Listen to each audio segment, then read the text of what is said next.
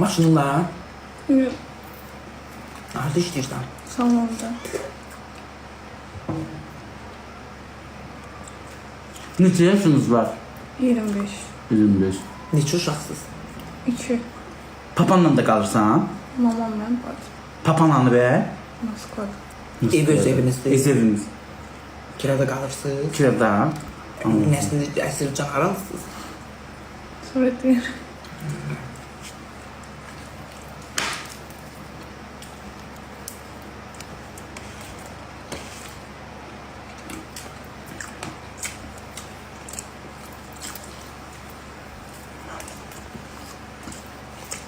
Ben taksi taparsan Gezsən.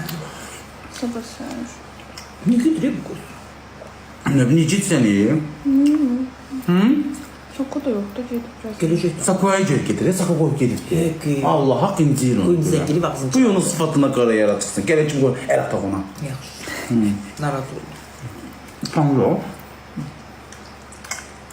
Bizim yanımızı tanır. Hoş bayaqçı paltarlı geyimdə. Utan. Ha ciddi. Ha git gel.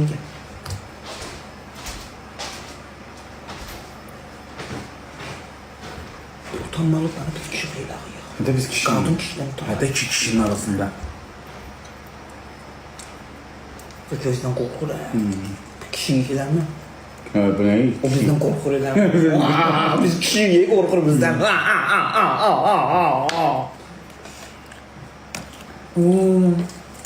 Benim yemeğim kalmadı. Hı?